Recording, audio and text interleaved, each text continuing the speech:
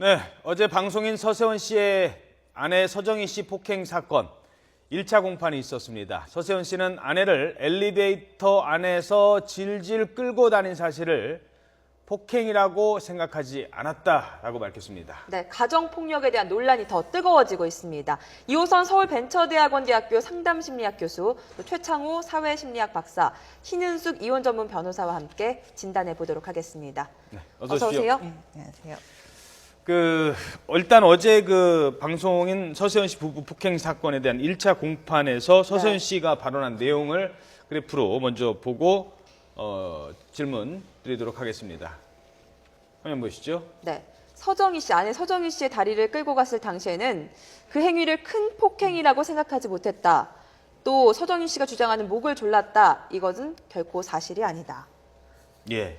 자, 그러면 바로 그 동영상을 좀 보시죠. 동영상 네. 보면서 그 엘리베이터 안의 장면을 보면서 설명드리도록 하겠습니다. 지금 이제 저 장면인데요. 이거 동영상으로 보도록 하겠습니다. 서정희 씨가 누워 있네요. 네. 네. 자, 동영상으로 보겠습니다. 네, 엘리베이터 안의 모습인데요. 네. 그 질질 끌고 간다는 표현은 인정을 한 것 같아요. 근데 이게 폭행이 아니다. 변호사님 어떻게 보십니까? 폭행의 기준. 당연히 폭행이죠. 예. 그래서 법적으로 보면 이제 폭행이라고 하는 거는 신체에 대한 유형력의 행사를 말하는 건 맞습니다. 그래서 네. 유형력의 행사라고 하면 이렇게 직접적으로 때린다거나 그러니까 잡아 끈다거나 우리 판례사에서 직접적으로 보면 멱살을 잡는다든가 네. 이런 것도 유형력의 행사가 되고요. 그다음에 직접적으로 신체에 이렇게 가격은 하지 않았지만 이렇게 삿대질을 한다든가 네. 그 얼굴에 침을 뱉는다든가 또는 뭐 남편이나 여자가 외도가 있다고 외출을 못하게 한다고 머리를 잘라버린다든가 이런 것들 다 폭행으로 처벌하고 있습니다. 그래서 다리를 질질 끄는 거 당연히 폭행에 해당됩니다. 그런데 서세원 씨는 당시에는 큰 폭행이라고 생각하지 않았다라고 밝히고 있는데 최창호 박사님 남자 입장에서 보시면 어떠십니까? 남자 입장에서 봐도 네. 좀 안타까운 거고, 이제 우리 서세원 씨 같은 경우가 이제 그 서세원 씨 경우가 아니라 커뮤니케이션의 문제에 있어서 네. 사실은 그건 큰 폭행이라고 생각을 못했다고 하는 표현 자체가 좀 잘못됐고, 네. 서세원 씨가 뭐 지난해 저도 뭐 방송을 여러 번 같이를 했는데 사실은 또 방송 복귀라든가 사업 실패라든가 여러 가지 복합적이고, 더군다나 이제 서정희 씨 같은 경우는 서세원 씨가 목회를 하는 교회를 다니지 않고 다른 교회를 또 다니고, 네. 굉장히 갈등은 사실은 골이 깊었다고 볼 수 있는데, 표현을 그렇게 하기보다는 잘못했다라고 일단 하는 게 좋은데 목을 조르지는 않았다, 뭐 이런 궁색한 변명을 하실 필요가 있을까? 차라리 정말 남자로서 미안했고 잘못했고 그 당시에는 내가 조금 흥분해서 그랬다라고 인정하는 것이, 네. 저는 그런 표현이 오히려 더 좋지 않을까 싶은데, 목을 안 졸랐다라고 표현하니까 조금 그렇습니다. 저는 그 그러면, 말씀은 예. 약간 조금 변경이 필요하지 않나 싶은 게요. 왜냐하면 그렇게 표현하는 게 잘못됐다기보다 이를테면 이렇게 자리를 들들 끌고 가는 것이 큰 폭행인 줄 몰랐다는 생각 자체가 저는 문제라고 생각을 해요. 네. 이게 큰 폭행이라고 생각하지 않는다는 건 뭐냐면 그 이전에 있었던 수많은 폭행들, 그 폭행이라고 사실은 우리가 정의 내릴 수 있는 부분도 폭행이라고 전혀 생각하지 않았다는 거니까 지속적 폭력이 있었고 이에 준하는 폭력들이 지속적으로 있어 왔다는 이야기이기 때문에 사실 그 이야기는 어쩌면은 그 서세원 씨가 어떤 표현의 잘못도 있겠지만 생각 자체가 이 폭력이라는 것에 굉장히 무감각하셨던 게 아닌가, 했던 게 아닌가 이런 생각이 들고요. 네. 그 서세원 씨가 했던 표현 중에 하나가 또 뭐 했었냐면 내 가정 문제에 대해서 내가 책임지겠다라는 그 진술문이 있었는데, 내 가정 문제, 이게 가정 폭력의 문제는 가정 내의 문제가 아니라 그냥 폭력의 문제예요. 네. 이걸 가정 내의 문제라고 생각하는 남자들의 그 잘못된 생각들이 굉장히 지배적이고 이 서세원 씨에게도 그게 나타난 게 아닌가 이런 생각이 들더라고요. 네, 동영상 계속 나가고 있는데 사실 여자로서 저런 일을 당하는 게 굉장히 충격일 것 같은데, 또 믿었던 내 남편이 이렇게 폭행을 했다. 상당히 충격적일 것 같아요. 아니, 심리적인 그러니까 충격이 서정희 씨 얼마나 입장에서는 크겠습니까? 이게 폭행이 아니라고 생각하면 네. 서정희 씨는 나는 걷지도 않는데 나를 이렇게 질질 끌었다. 데려가 주시네? 뭐 이렇게 네. 생각했다는 거예요? 거꾸로? 이제 그거는 이제 뭐 나름대로 이제 변명하거나 뭐 그걸 이제 변명을 이제 궁색한 변명이라 할 수 있는 거죠. 네. 그리고 뭐 남자만 또 맞는 게 아니라 남자만 때리는 게 아니라 맞는 남편도 굉장히 많아요. 네. 근데 이제 부부간에도 그렇고 우리가 인간적으로 폭행이라는 것은 있으면 안 되고, 그거는 진짜 권투나 뭐 이런 이제 그 용인된 격투기나 그런 데서는 하는 거지 인간관계 특히나 부부관계에서 그런 게 있으면 안 되고 네. 뭐 사람이 이제 그 일부 이제 서정희 씨 주장은 서세원 씨가 평소에도 분노 조절 장애가 있었다. 그걸 이제 우리가 심리학적으로 하면 충동성 조절 장애인데 욱할 때 이제 그것을 이제 조절 못하는 심지어는 이제 여러 가지 설은 있지만 서정희 씨 주장에 의하면 딸에게도 언어 폭력을 굉장히 행사했고 심지어는 뭐 카톡이나 뭐 이런 걸 통해서도 엄청나게 뭐 좀 심한 말을 했고 그러면서 이제 또 바람을 폈다까지 이제 이야기가 나오고 하는데 네. 제가 보기에는 그렇게까지 할 필요가 없고 또 알콩달콩 살기는 했지만 연예인들 중에는 쇼윈도 부부가 많잖아요. 사실은 유명인이나 연예인 중에는 부부이긴 하나 겉으로만 부부인 사람들이 굉장히 많았는데 네. 사실은 우리가 헤어지는 연습도 좀 해야 돼요.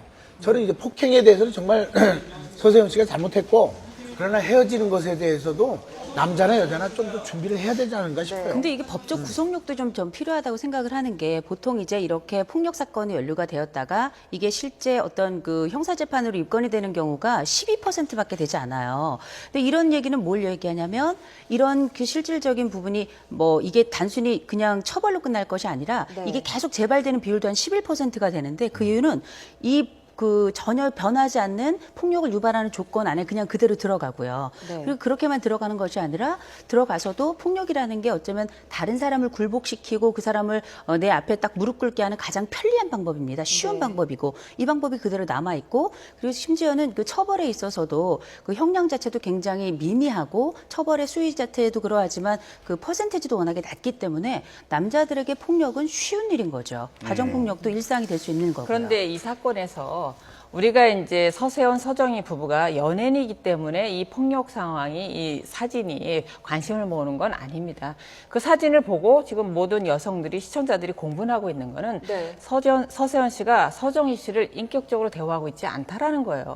마치 짐승을 끌고 가듯이 발목을 그렇죠. 잡고 가는 이게 충격을 줬던 거지 네. 이분들이 연예인이기 때문에 관심을 받던 건 아닙니다. 네. 그게 다는 아니죠. 네, 첫 번째 쟁점을 좀 살펴봤는데 세 분은 다 어쨌든 폭행으로 보시는 거죠. 아, 당연히 완벽한 폭행이죠. 폭행이죠. 자, 그거. 그럼 두 번째 쟁점 이어서 살펴보겠습니다. 또 하나가 이제 서정희 씨가 목을 졸랐다라고 주장하고 있는 부분인데 서세원 씨가 이 부분은 적극 부인을 하고 있습니다. 자, 다리는 부끄럽지만 폭행은 아니다라는 부분은 저희가 앞서서 살펴봤고요. 이번에는 목을 졸랐다는 부분 한번 살펴보도록 하겠습니다. 그래픽 저희가 준비했거든요. 서정희 씨의 주장 그래픽으로 함께 보도록 하겠습니다. 네, 이건 서정희 씨의 주장입니다. CCTV가 없는 요가실로 끌고 가서 내 위에 올라타서 눈과 혀가 튀어나올 정도로 목을 졸랐다. 하지만 서세원 씨는 목을 조른 사실은 없다. 이렇게 밝히고 있는데요. 변호사님, 일단 목을 졸랐을 경우와 그러하지 않았을 경우 법적인 처벌이 좀 다릅니까? 굉장히 다릅니다. 왜냐하면 폭행과 상해에 머무른다면 벌금형도 있지만 네. 이게 만약에 목을 조른 것이 죽이겠다는 살인의 고의를 가졌다든가 아니 목을 이렇게 졸랐을 때 자기가 오래 졸랐을 때 서정희가 죽을 수도 있다라는 부분을 생각했다라면 이건 살인미수입니다. 네. 이때는 5년 이상의 징역형에 처해지게 되고 벌금형이 없습니다. 그래서 아. 죄명도 달라지고 형이 굉장히 가중됩니다. 네. 그런데 논란의 소지가 있는 게 이 요가실에서 목을 졸랐다고 하는데 CCTV가 없습니다. 증거가 없다면 어떡해요? 그렇죠. 그게 증거가 없는 게 문제인데 만약에 엘리베이터에서 다리 끌고 가는 것도 만약에 CCTV가 없었다라면 과연 인정했을까라는 의문이 드는 상황에서 네. 서세원 씨는 이 부분을 뭐 강력히 부인할 테고 증거가 없으면 사실상 인정되기는 어려운 부분도 있습니다. 예. 자, 그리고 이 결혼 생활 가정 파탄의 원인이 무엇이냐라는 것도 부부 간의 얘기가 달라요. 그러니까 네. 서정희 씨는 서세원 씨의 외도 뭐 12살인가 어린 뭐 몇 살이 어린지 아니, 이제 딸하고 비슷한 비슷한 나이잖아요. 나이라고 했죠. 네. 12살도 아니에요.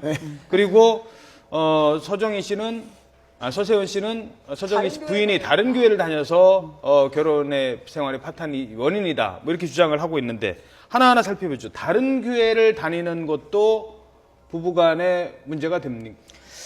될 굳이 수는 있겠죠. 부부 사이의 예. 문제라는 거는 이게 남들이 볼 땐 사소해 보여도 그 부부에겐 큰 거일 수 있어요. 그러니까 교회를 서로 달리 다닌다는 것이 어떻게 보면은 부부가에 굉장히 중요한 이슈가 될 수가 있을 수도 있는 게 왜냐하면 어쨌든 서세원 씨가 목사였단 말이에요. 네. 목사였고 이 서세원 씨가 지금 하고 있는 그 교회에 나오는 게 아니라 다른 교회를 다 다니고 있었는데 이 부분에 있어서는 그러니까 본인이 목회를 함에 있어서 다른 교인들이 보기도 좀 그렇고 또 배우자의 신뢰를 받지 못하는 목회자라는 이미지를 갖는 것도 아마 싫었을 것이고 그렇다 보니까 이런 이제 불만을 토로하는 뿐만 아니라 이것이 어쩌면 내 사업이라 목표를 방해하는 것이다 이렇게 생각이 들고 그러다 보니까 뭐 분노가 커지고 그러다 보면 부부간의 갈등으로 쟁점화된 것이 또 불꽃이 이면서 더 커지고 그렇다 보니까 걷잡을 수 없이 또 폭력으로도 이어지고 이런 상황이 된 건데 네. 그 사유의 경중의 문제는 이게 부부간의 주관적 판단이기 때문에 이 부부에 있어서는 뭐 분쟁의 사유가 충분히 될 수도 있죠. 네.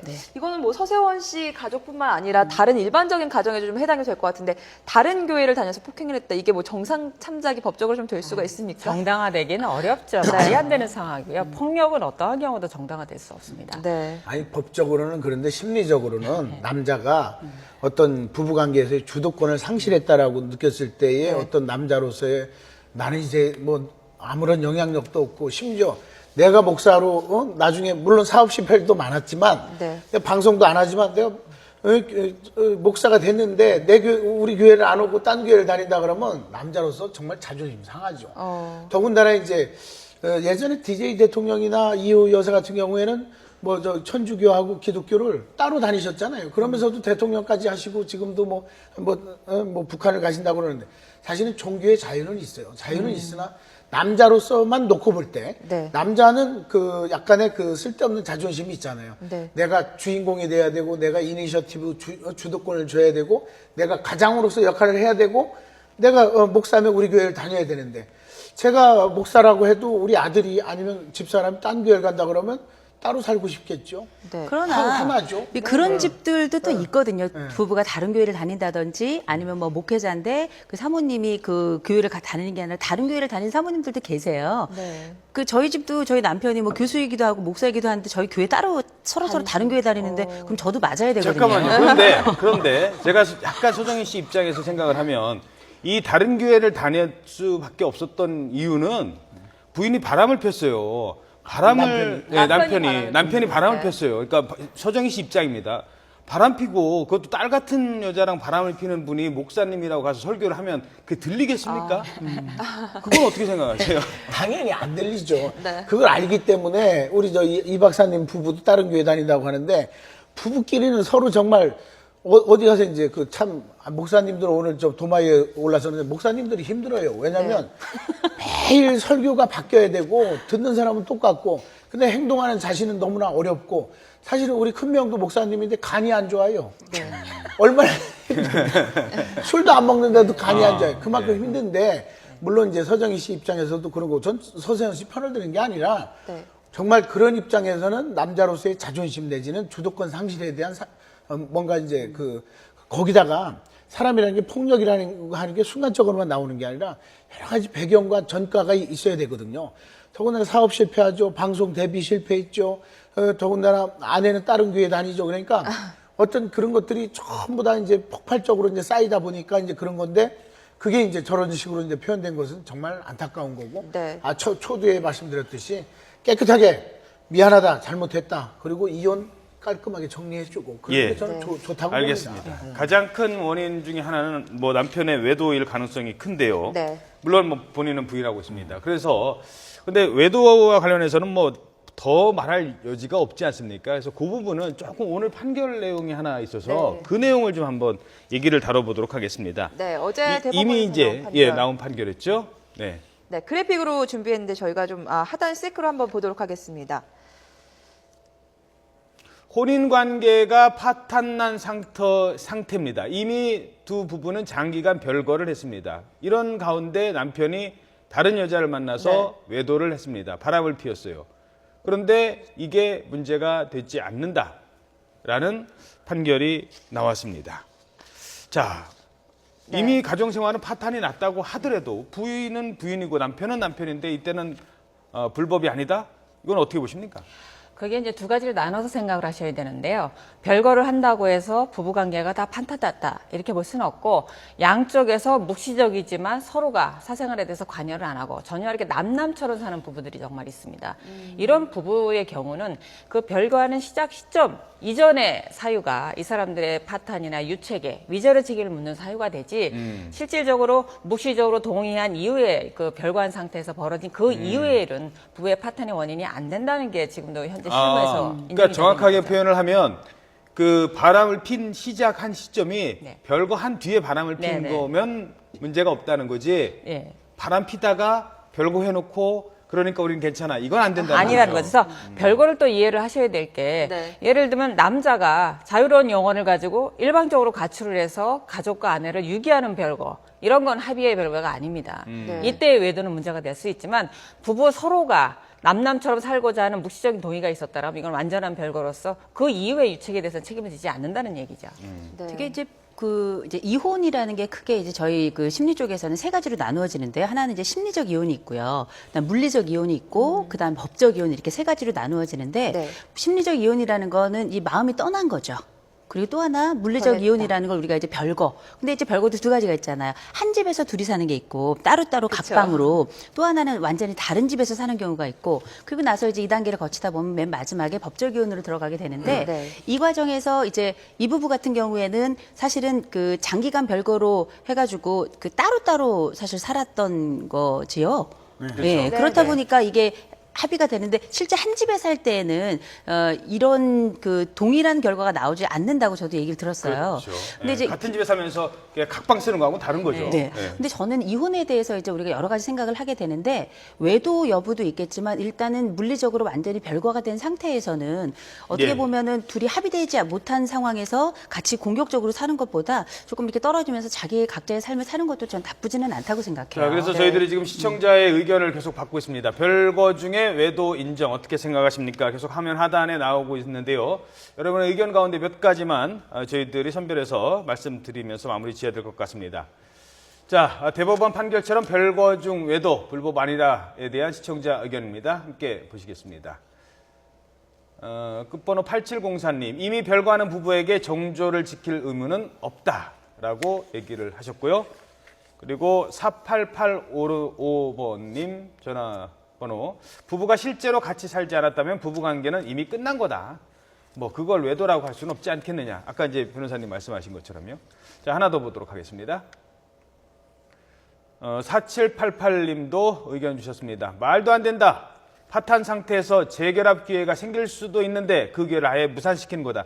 그러니까 이 뭐 조금 이렇게 숙려 기간이라는 것도 있는데 이러면 이혼하는 걸 허용해 버리면 그러니까 문제가 안 된다면 그냥 끝나는 거예요. 별거 한 상태로 그냥. 저는 그 남자의 심리가 참 궁금한 게 별거하고 이미 이제 이혼을 준비할 그 단계에 있었고 그 상대방 남자를 대상으로 3천만 원의 위자료를 청구하는 그 남자의 심리는 뭘까? 예. 참 그 본인의 책임이나 무능함을 탓해야지 그런 걸. 근데 또 2심에서는 그걸 또 한번 500만 원 인정을 해줬어요. 물론 대법원에서는 아니다 또 했지만. 아니다라고 했죠. 그러니까 남자든 여자든 별거라는 것이 이제 잠깐 그 헤어지는 게 아니고 헤어지기 위한 준비였다면 저런 거 가지고 치사하게. 알겠습니다. 좀 의견이 분분한 사항인 것 같습니다. 네, 자 시야관 강의사 오늘은 여기까지 듣도록 하겠습니다. 지금까지 세 분과 함께 서세원 사건으로 본 가정폭력 그리고 별거 등에 대해서 살펴봤습니다. 세 분 오늘 말씀 고맙습니다. 고맙습니다. 고맙습니다.